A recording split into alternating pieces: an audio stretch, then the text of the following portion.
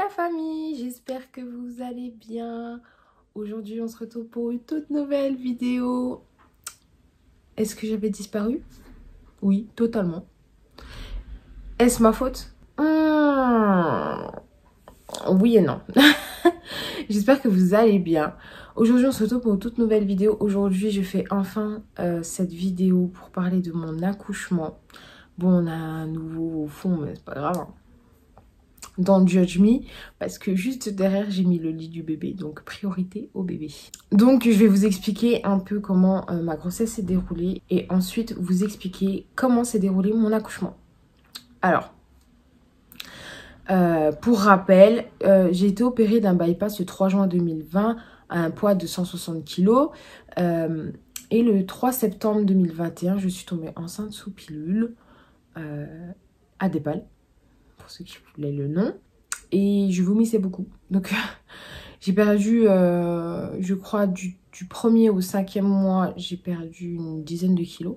Donc j'étais passée de 136 à 123 kilos.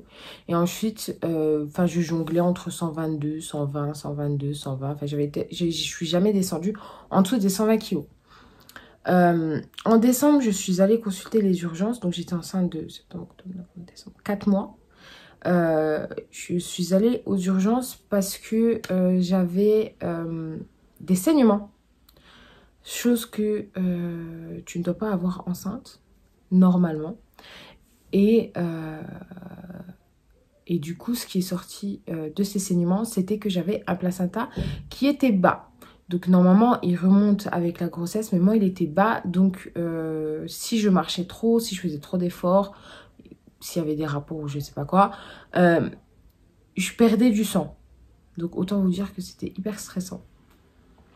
Donc on a attendu la prochaine écho. Donc c'était la T2. La T1 tout allait bien, hein, le placenta était bas. Donc, la T2, c'est là qu'on a commencé à se poser des questions.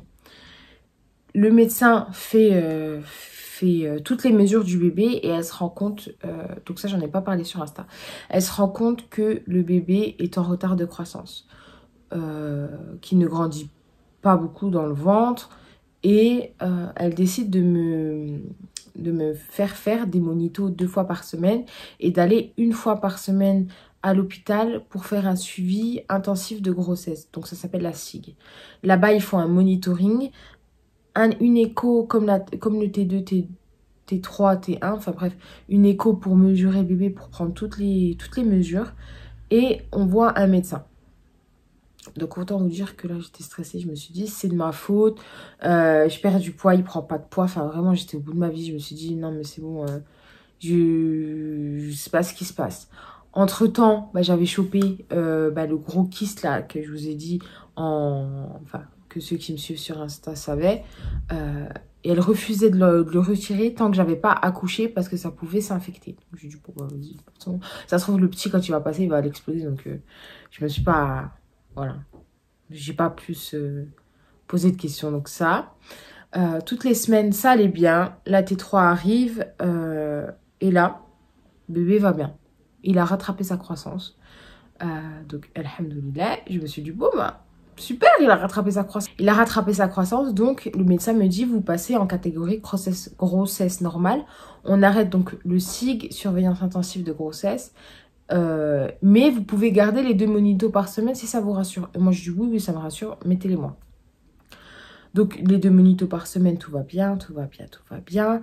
Et le prochain rendez-vous que j'avais c'était le 3 juin, donc pour la date prévue d'accouchement.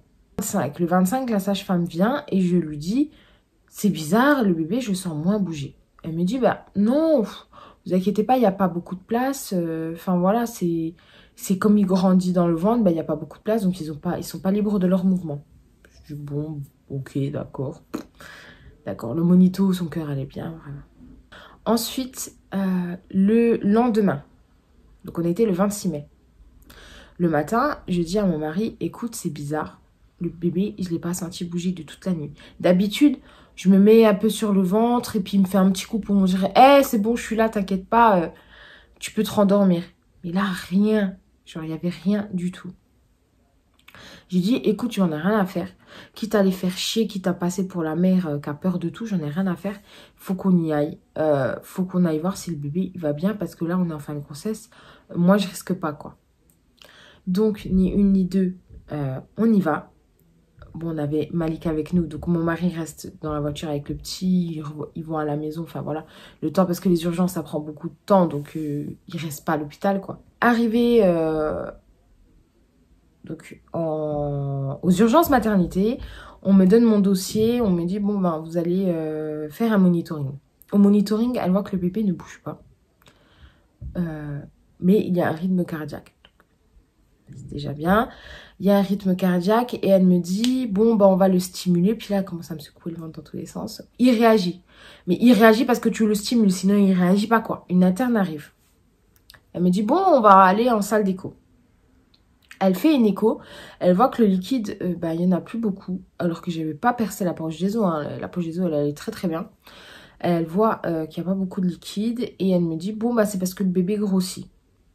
Et moi, je dis, est-ce que vous pouvez vérifier mon col pour savoir où j'en suis? Parce que je suis en fin de grossesse, dans une semaine, c'est mon terme. Enfin voilà, je marche tous les jours, je veux voir si ça a évolué. Elle me fait non, mais un non catégorique. Et moi, je comprends pas, je me suis dit, attends, en début de grossesse, on ne fait pas toucher du col. Ok, je comprends que tu dises non. Il n'y a pas de souci. Mais en fin de grossesse, pourquoi? Et elle me dit, oui, on va pas s'embêter à faire un toucher du col à chaque maman. Enfin bref. J'ai dit, ok. Elle me dit, écoutez, je vais voir avec mon chef si on vous déclenche ou pas, comme vous êtes à 39 plus 6. J'étais presque à 40 semaines. Ok, pas de souci. J'attends dans le couloir, j'attends. Son chef arrive. Enfin, le chef du service... Enfin, son chef, ou je sais pas, c'est le chef... je sais pas, c'est le chef de quoi, en fait. Des gynécos, bref. Il arrive. Et là, je les vois. En fait, c'est une porte. Et t'as la salle d'attente. Et en fait, il a ouvert la porte. Et l'interne lui explique la situation. Et là, il commence à la gronder. Mais devant tout le monde. Comment ça, tu me demandes? Elle te dit qu'elle a pas... qu'elle sent pas le bébé bouger. Le bébé, il a été RCIU, donc en retard de croissance in-utérin. Elle t'a juste demandé à toucher du col et toi, tu veux pas le faire et tu me demandes si on la déclenche. Comment tu veux qu'on la déclenche si on sait pas à comment est ouvert le col, s'il est favorable ou pas? Donc, il commence à la gronder. Et là, il vient vers moi, il me dit, Madame, venez. Donc, on retourne dans la salle d'auscultation. Et là, je vois qu'il prend toutes les mesures du bébé. Moi, je ne pensais pas que c'était possible aux urgences parce que tu as des machines qui font les échos plus fortes que d'autres. Et moi, je pensais que celle des urgences, elle était... Enfin, c'était la minime, quoi. Et là, il commence à reprendre toutes les mesures. Et je vois, il fait « Ah, ah, ah ». Donc, je vous explique, j'étais toute seule, il n'y avait pas mon mari et mon fils. Hein. Ah, ah, ah. Puis elle était derrière, elle disait rien. Et il me dit, bah écoutez, déshabillez-vous. Elle va vous faire le toucher et moi, je vais sur l'ordinateur. Et en fait, il y a un paravent. En fait, il a trop bien respecté mon intimité et ça, je le remercie infiniment. Parce que je me voyais mal avoir un toucher du col par lui, quoi. Genre, c'est pas méchant, mais voilà. Elle me fait le toucher du col. Elle voit qu'il est ouvert à 2 larges. Non, 2. 2. C'est déjà bien 2. Faut qu'il soit ouvert à 10 pour accoucher. Si jamais tu sais pas. Elle voit qu'il est ouvert à 2.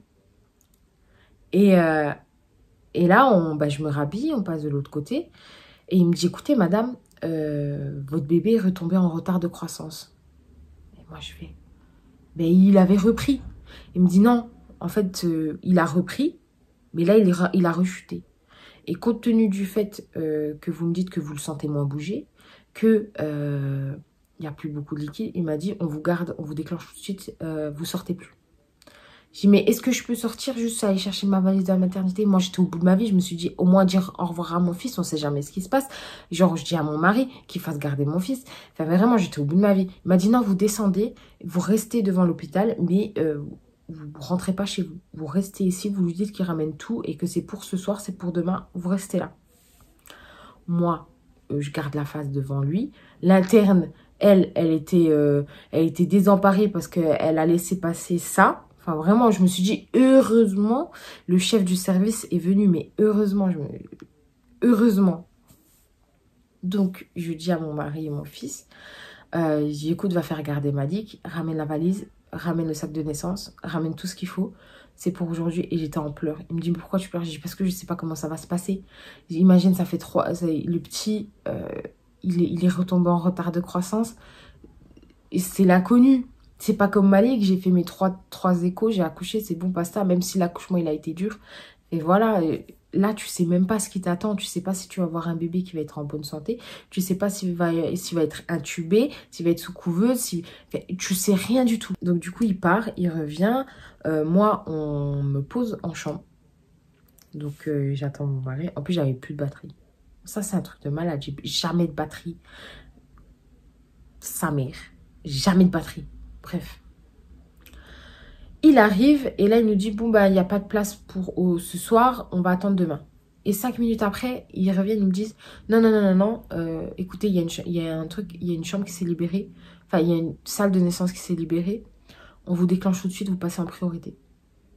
Ok. Là, je commence à stresser. J'ai pas pleuré. Je commence à stresser. En fait, tu me voyais, je disais rien. Et en fait, je subissais la situation. En fait, je me posais tellement de questions que en fait, je subissais tout ce qui se passait. Mais vraiment. Donc, on va en salle...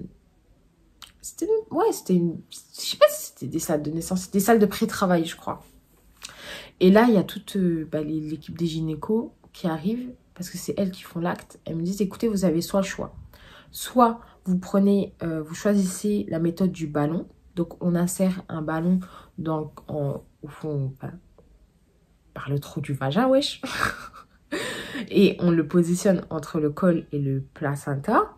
Il gonfle. Et quand il tombe, ça veut dire que le col, il s'est ouvert. Si on vous met ça tout de suite, dans 24 heures, on regarde si ça n'a pas fonctionné. Ben, on passe par la deuxième méthode. Mais vous pouvez choisir la deuxième méthode tout de suite, c'est les cachets. Sauf que c'est contraignant, vous n'allez pas dormir de la nuit parce qu'il faut les prendre toutes les 2 heures. Et moi, commence le dilemme de ma vie. Je me dis, what?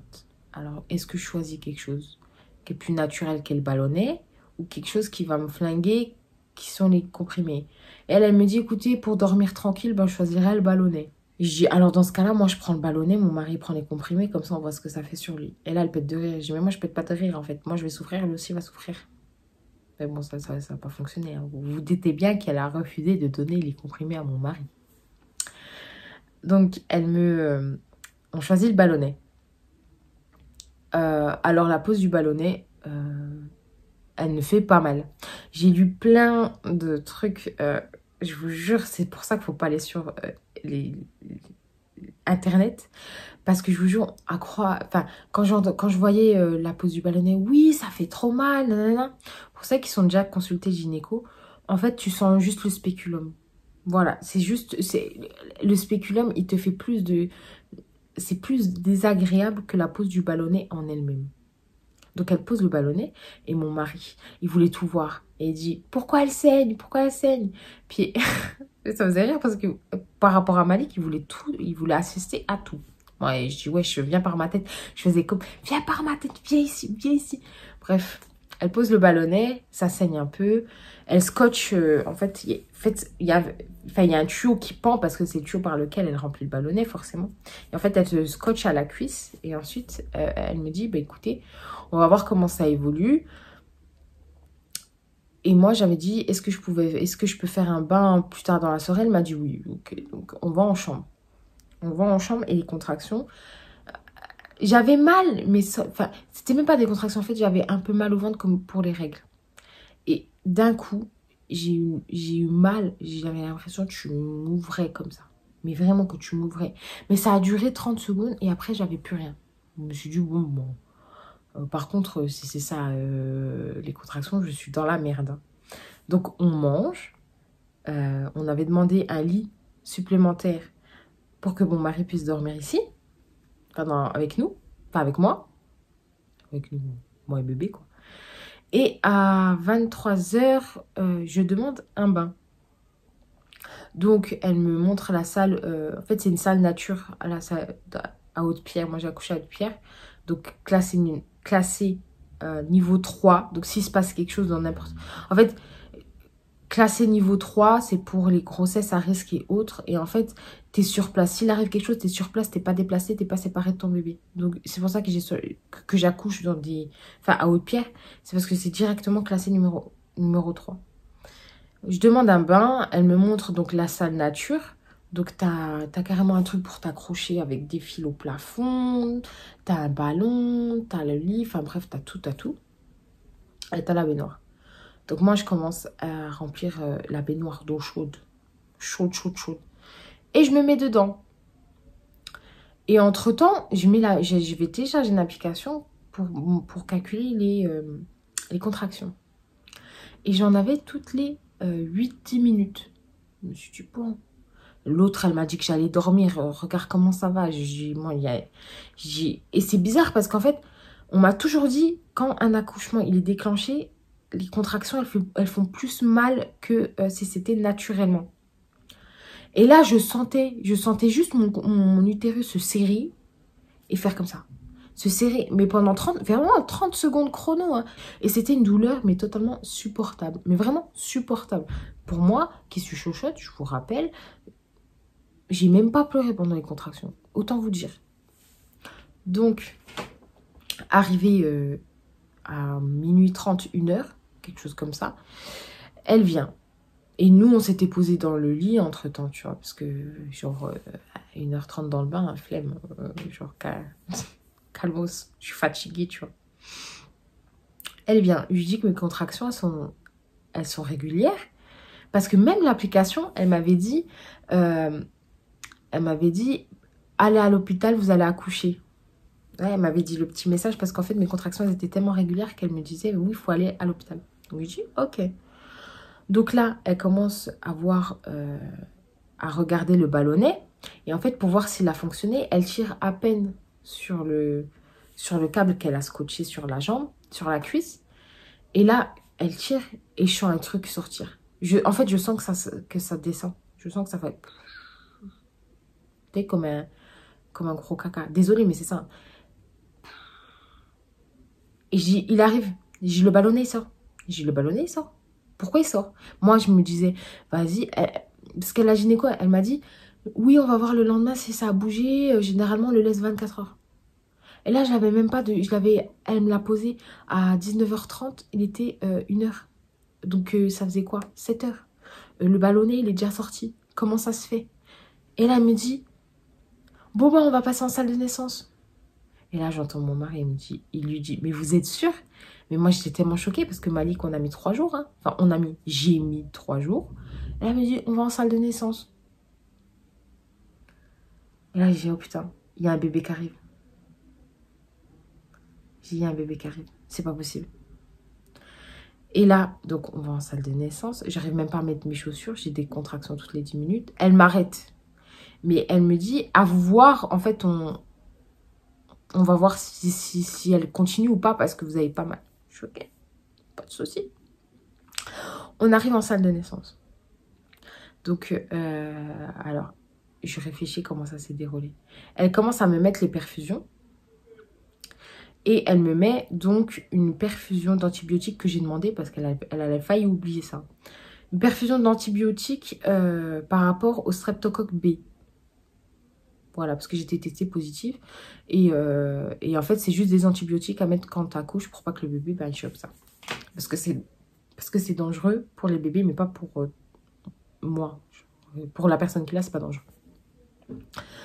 Elle me met l'antibiotique et là, les contractions, elles commencent à...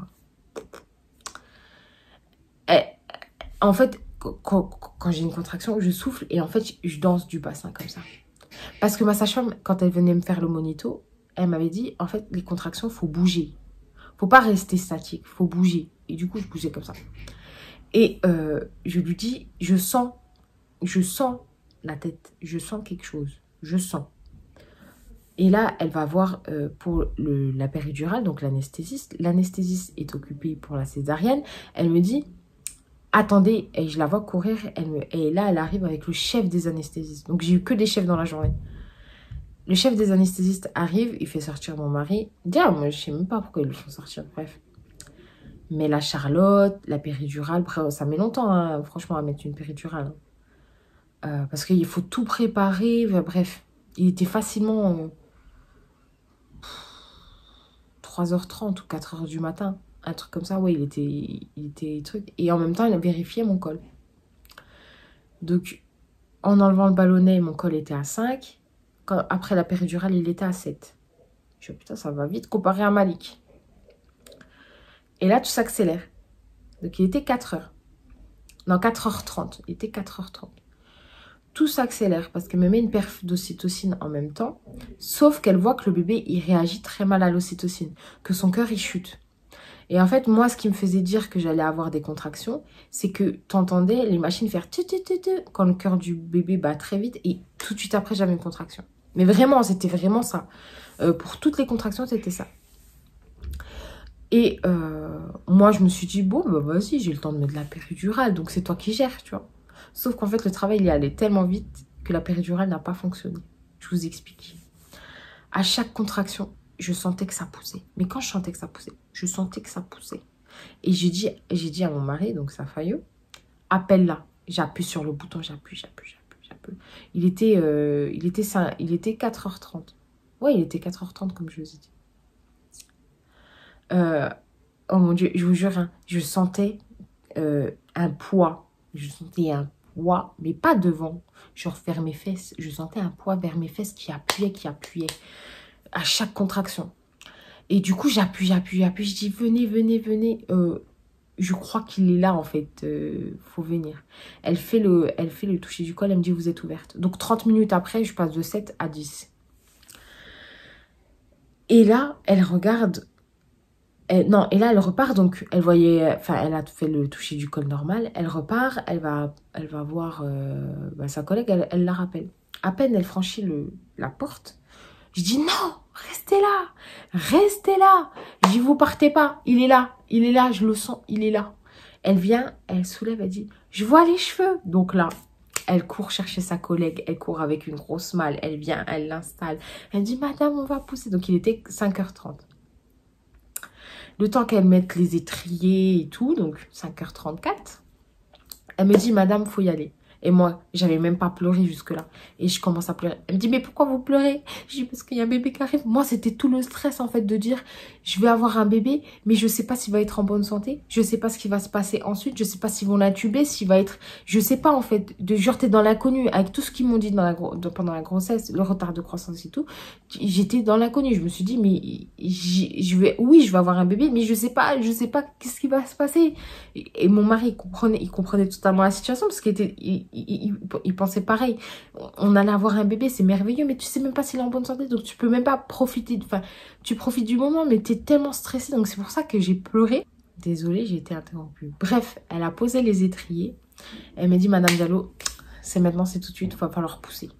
Et tu sais, ils te disent pendant une respiration, tu pousses 3 fois à fond. Moi, 3 fois, je peux pas. 2 fois maximum. Et en fait, ce qui était rigolo, c'est que j'entendais le moniteur sonner et tout de suite après, j'avais la contraction, comme je vous disais. Donc, elle me dit, vous me dites quand la contraction elle arrive? Je dis, non, référez-vous à ça, moi, je parle pas. Mon mari, ça va. J'avais envie de le claquer. Je dis, me touche pas! Parce qu'en fait, la péridurale ne fonctionnait pas. Et je dis, je sens un truc. Et là, elle me dit, poussez. Mais moi, j'ai hurlé. Pourquoi j'ai hurlé? Parce qu'en fait, je sentais tout. Ça allait tellement vite et j'avais pas le temps. J'avais pas appuyé sur le bouton de la péridurale que je sentais tout. Et en fait, je poussais. 5h39. Ah! Bébé est sorti. Oh, j'ai jamais fondu en larmes autant. Comme avec Mali. J'étais vraiment... mais genre, il était là. Il est là. Il est vivant. Il est là. Genre, je vous jure, j'y croyais pas. Genre, avec tout ce qui s'est passé pendant la grossesse, j'y croyais pas. Il m'a fait un caca dessus comme Malik, bien évidemment. Et ensuite, mon mari a coupé le cordon. Et c'est là que c'est parti en cacahuète. Alors, elle a juste eu le temps Donc, ils étaient 2. Hein. L'autre sage-femme qui n'était pas là, pas tout le temps. Enfin, je pense qu'elle était... Enfin, ils alternent, quoi. Elle prend le petit, elle le pèse. Donc, 3,2 kg, 51 cm. Et là, je commence à trembler. Mais à trembler comme une feuille. Et elle me dit, vous allez voir dans 2 minutes, vous allez sentir une chose sortir, passer placenta, et vous allez vous sentir délivré. Je dis ok. Je tremblais, je me sentais pas bien. Et en fait, je la vois, elle panique. Elle court partout. En fait, elle court partout dans la pièce. Elle me dit, madame, vous inquiétez pas, il y a quelque chose avec le placenta, je vais voir. Et je vois, elle essaye de prendre le cordon. Je sens le cordon pendre. Parce que la péridurale ne fonctionnait pas. Et en fait, elle prend le cordon, elle fait comme ça. Mais vraiment, pas comme ça, comme une bouchère. Hein. Vraiment tout petit. Elle me dit, ok, je la vois disparaître. Mon mari, il commence à harceler l'autre sage-femme. Il dit, elle se sent pas bien, elle tremble, il faut faire quelque chose. Et elle disait, oui, mais non, vous inquiétez pas, c'est la péridurale. Je dis, ouais, la péridurale, elle fonctionne pas, c'est pas ça qui va la faire trembler. Et là, je vois donc celle qui m'a fait accoucher arriver avec une malle énorme et 10 personnes arrivent en même temps. Mais vraiment 10 personnes. Le chef des anesthésistes, l'anesthésiste, les gynécos qui m'ont parlé des déclenchements. Parce que moi, des déclenchements, les 2 sages-femmes, plus encore des sages-femmes ou des gynécos, bref, moi, j'étais au bout de ma vie. Et là, ils me disent, monsieur, sortez. Ils disent à mon mari, sortez avec le bébé, on va vous installer dans une autre pièce. Votre femme, elle fait une hémorragie. Et moi, je me sentais partir. Et elle me dit, madame, ça va? Ouais, en fait, je tiens juste parce que j'ai mon enfant et je veux le voir grandir. Elle me dit, ah, c'est beau. Je dis, mais je me sens pas bien. Je dis, là, vraiment, je lutte avec moi-même pour rester éveillée. Et en fait, la sage-femme qui m'a accouchée, elle venait, elle soulevait 300, 400. Et on est à 500, 700, 800. Et là, les anesthésistes, ils sont venus, ils ont préparé une solution, ils m'ont piqué. J'ai même pas compris. Franchement, j'ai même pas compris. Et là, il y a 2 gynécos, ils sont venus vers mon bras, elles me faisaient des caresses, elles me disaient, vous inquiétez pas, madame. En fait, le placenta, il n'est pas sorti. Vous faites une hémorragie. On fait tout pour arrêter. On fait tout. Ça va aller, vous inquiétez pas. Et moi, j'étais comme ça. Mais moi, je me rendais pas compte que c'était autant grave. Parce que moi, en fait, j'étais tellement dans l'euphorie de voir mon bébé en bonne santé que je me rendais pas compte qu'en fait, j'étais en train de perdre la vie. Mais littéralement. Et là, elle commence, elle te sort des bâches. Bon, moi, j'ai toujours les pieds sur les étriers. Elle sort des bâches. Elle me bâche une jambe. Elle me bâche la deuxième jambe. Elle me dit, mettez vos mains comme ça. Elle me bâche toute la partie là. Je la vois arriver, les sages-femmes, je les vois arriver avec, vous savez, les petites bouteilles de Biceptine. Et vraiment, littéralement, vraiment. Et en fait, elles ont aspergé comme ça. Donc, le bas. Voilà. Elles ont tout aspergé comme ça. Et en fait, elles me disent, bon, il vous a fait une péridurale. Est-ce que vous sentez quand je vous touche? Je dis non, non. Et là, elle insère. Elle met des gants jusque-là. Elle insère la main. Et en fait, elle va le chercher, le placenta. Et en fait, tu la sens, elle gratte. Mais quand je vous dis qu'elle gratte, en fait, elle fait... Tu sens pas la douleur. Vraiment, tu sens pas la douleur, mais tu sens qu'on te gratte comme ça. Donc moi, je me suis dit, oh mon Dieu, oh mon Dieu. Et je me sentais encore plus partir. Je dis, je me sens pas bien là. Elle me dit, vous inquiétez pas, madame, restez réveillée. Puis elle me faisait comme ça, vous savez, elle me faisait, et là, t'entends 1 litre, 1 litre 2, 1 litre 3. Elle retire le placenta. Donc le placenta, il sort. Il y en a une, elle l'auscule pour voir s'il manque pas un morceau. Et elle dit, madame Diallo, je repasse une deuxième fois pour enlever tous les caillots de sang. Donc, elle repasse, encore une fois, elle gratte. Mais vraiment, tu sens ça, en fait. Tu sens qu'elle gratte. Tu sens qu'à l'intérieur, c'est pas lisse. Tu sens que ça fait des petites bosses et puis qu'elle gratte sur les bosses. Et en fait, tu la sens. Tu grattes et grattes. Puis tu entends clouche, clouche, clouche. En fait, c'est tous les caillots de sang qui tombaient. Et là, elle part, elle appuie sur mon ventre. Et ça saigne un bon coup. Mais vraiment, un bon coup. Je sentais que ça saignait. Enfin, je sentais que ça coulait. Comme si tu faisais de pipi dessus. Mais vraiment beaucoup. Et elle me dit, attendez, on va attendre 30 secondes. Donc, pendant ce temps, les gynécos, elles me parlaient, elles essayaient de me truc. Et en même temps, elles allaient voir mon mari pour lui dire, vous inquiétez pas, votre femme, on s'en occupe, vous inquiétez pas. Enfin, vraiment, vous avez un beau bébé, vous inquiétez pas. Ils essayaient de le... Parce que mon mari, il est au bout de sa vie. Hein. Ils essayaient, en fait, de lui dire, vous inquiétez pas, en fait, votre femme, elle est enceinte. J'ai envie de pleurer, mais bon, je me retiens. Vous inquiétez pas, votre femme, elle est en bonne santé. Mais... Bref, Vraiment, à un moment, je saute à personne parce que tu te dis, tu vas mourir en fait. Tu vas pas voir tes enfants grandir. Et lui, il me disait, ouais, mais et tu te rends compte, t'as failli mourir. Je me disais, qu'est-ce que j'allais dire à Malik? Je dis, je rentre avec un bébé, il n'y a pas sa mère. Et tu me dis quoi? Moi, c'est pas de ma faute si je fais une hémorragie. Bref. Donc là, en plus de l'hémorragie, ben, il m'a déchiré au même endroit que Malik, donc déchirure du périnée. Elle me met enfin un tampon, c'est même pas un tampon, frère. Elle a pris un sachet de coton, elle l'a mis en boule et puis elle l'a enfoncé, enfin vraiment, bref. Et en fait, pendant qu'elle me recousait, je sentais que je pétais. Mais je vous jure, et je lui disais, désolée, je contrôle pas mon rectum. Elle me dit, vous inquiétez pas. Et puis je pète de rire parce que moi, j'essayais de... Je vous jure, j'essayais de serrer mes fesses. T'as vu quand t'as envie de faire caca puis que tu serres tes fesses? J'essayais de serrer mes fesses, mais ça fonctionnait pas en fait. Genre l'épée, c'est bon, péridurale ou pas. Enfin, péridurale, en fait, tu sens plus rien. Donc, en plus avec la piqûre qu'ils m'ont fait. Bref. Donc, elle me recoue. Elle enlève le coton. Elle m'a dit, on va contrôler toutes les 5-10 minutes. On va vous appuyer sur le ventre, voir si l'hémorragie est encore là. Donc, ils viennent, mais vraiment, littéralement, ils m'appuient sur le ventre. Bon, ça fait mal. Hein. Ça fait mal. Ça fait plus mal que les contractions, mais bon.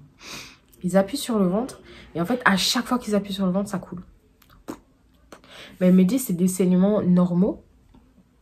C'est pas... c'est pas l'hémorragie, en fait. L'hémorragie s'est arrêtée. Alhamdoulilah. Elle me dit, par contre, il faut rester avec nous. Faut essayer de rester éveillé. Je dis, ok, il n'y a pas de souci. De toute façon, j'ai pas le choix, il y a mon fils à côté, je veux le voir. Enfin, vraiment, en plus, vous savez que la dernière chose que j'ai dit à mon mari avant qu'il quitte la pièce, c'est, écoute, j'ai accouché, il est en bonne santé. Si je dois partir, ben, je partirai, en fait. Genre, voilà.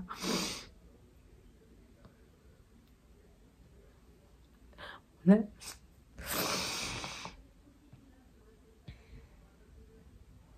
Bref, elle a dit, on pleure pas. On est des soldats. Bref. Je renifle, j'ai de l'arnona, mais vous n'allez pas me juger pour ça, d'accord? Bref.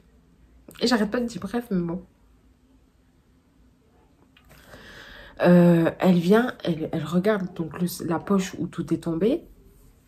Moi, j'avais entre-temps demandé de voir le placenta parce que je voulais trop voir à quoi ça ressemblait, comme c'était sur la table à côté de moi. Donc, et elle me montre et tout, comment c'est un placenta. Franchement, c'est trop spécial. Tu te dis, le bébé, il grandit dedans, genre, c'est trop bizarre. Et en plus, il hurle derrière. Donc, elle regarde le sang, elle me dit, bon, bah, vous avez perdu 1,6 litre de sang. Si vous aviez accouché à la maison, vous ne seriez pas là. Et mon mari, entre-temps, était... Enfin, non, il n'était pas revenu parce qu'en fait, il nettoyait tout parce qu'il y avait du sang partout. Genre, du sang partout. Ils m'ont enlevé les bâches, ils m'ont descendu les jambes des étriers. Et tellement que la péridurale n'avait pas fonctionné, en fait, je bougeais mes jambes dans tous les sens. Genre, j'arrivais à bouger dans tous les sens, quoi. Elle me dit, bon, on va vous faire une petite toilette parce que, ben, vous avez du sang partout. Mais on vous garde encore dans la salle parce que faut surveiller pour l'hémorragie. J'ai dit, ok, pas de souci. Donc après, mon bébé, il revient avec mon mari. Et en fait, il n'arrivait pas à se réchauffer. Donc, ils l'ont mis sous une lampe chauffante. Vraiment, c'est un peu bizarre parce qu'ils te mettent vraiment sur une lampe, mais qui chauffe vraiment, vraiment. Donc, du coup, mon mari reste à côté. Il ne le lâchait pas d'un regard. Et il ne me lâchait pas d'un regard parce qu'il s'inquiétait, quoi. Il se disait, bon, est-ce qu'elle va mieux? Est-ce qu'elle va pas mieux?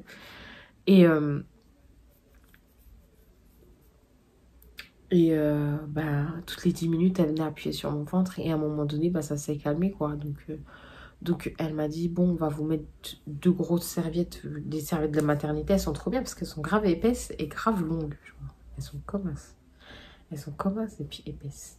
Elle m'a dit, bon, on vous en met 2. J'avais même pas de culotte. Ah si, elle m'avait mis un filet de culotte. Mes frères, ça m'a fait un garrot. Mais bon, c'est pas grave, j'ai étiré pour que ça craque. Puis après, ça allait. Elle me dit, bon, ben, on va vous monter en chambre. Puis, ok.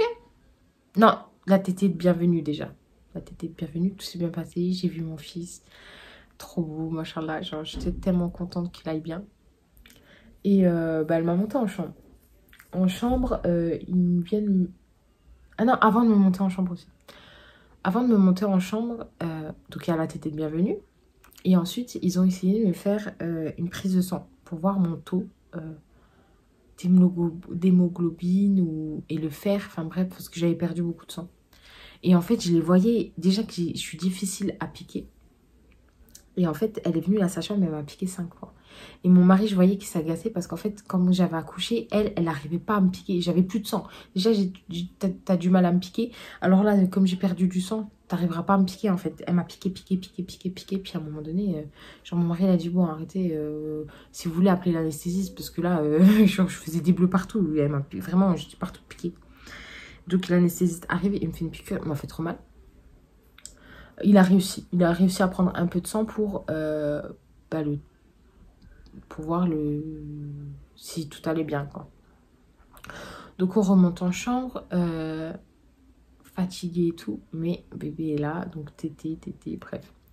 Le lendemain, donc les gynécos passent dans la chambre, ils me disent, écoutez, vous allez bien, Madame Diallo, parce qu'ils contrôlent par rapport à l'hémorragie. Et moi, je dis, bah écoutez, tout va bien. Mais en fait, moi, je me rendais pas compte qu'en fait, j'ai frôlé la mort. Je vous jure, quand ça arrivait, en fait, j'étais tellement dans l'euphorie que mon bébé aille bien, que je m'étais pas rendu compte qu'en fait, j'allais perdre la vie. Moi, je m'en foutais de moi, en fait, parce que c'était le bébé. Donc, elle me dit, bon, vous réagissez bien à l'hémorragie, mais on va vous perfuser de 3 poches de sang parce que vous avez trop perdu. Et là, comme vous avez un enfant à la maison, il faut faire quelque chose, on ne peut pas vous laisser comme ça. Moi, je me suis dit, what? Je vais recevoir le sang d'un étranger dans mes veines. Je n'étais pas prête. Je me suis dit, oh, ok, d'accord, bon. Et c'est là que je vous dis qu'il faut donner du sang parce que ça peut sauver des vies. Je vous jure, hein, maintenant, je ne peux plus donner mon sang parce que je ne savais pas que quand tu recevais du sang, bah, tu ne peux plus donner de son sang. C'est-à-dire que je suis hybride. Je ne suis même plus Chérine. Genre, je suis Chérine plus 3 inconnus. Je sais pas. Donc, elle m'a fait les perfusions et après, ben, ça s'est bien passé. À la maternité, on est rentré à la maison.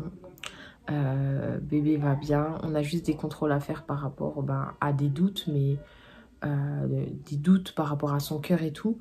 Mais ça, je ne veux pas rentrer dans les détails pour l'instant, donc je ne sais pas que tout va bien. Mais sinon, voilà. Voilà le récit de mon accouchement. Ouais, voilà le récit de mon accouchement. C'est pour ça que vous me voyez épanouie. C'est parce qu'en fait, je suis tellement contente qu'il aille bien. Parce que pendant la grossesse, on m'a tellement mis la pression par rapport au bypass, d'être tombée enceinte. Ensuite, il est tombé en retard de croissance. Il y a eu des problèmes in utero. L'accouchement en lui-même. Donc voilà, genre, je suis contente que tout aille bien. Par contre, je me dis, est-ce que j'aurai la chance d'avoir un 3e enfant?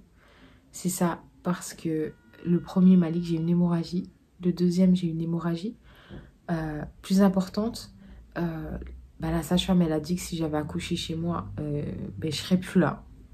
Clairement, je serais plus là. Parce que si j'avais eu la douleur des contractions à la maison toutes les 10 minutes, je serais pas allée à l'hôpital en fait. Je serais pas allée à l'hôpital. Je me suis dit, bon, c'est pas pour maintenant parce que ok, ça sert, mais ça fait pas mal au point de dire, oui, je vais à l'hôpital.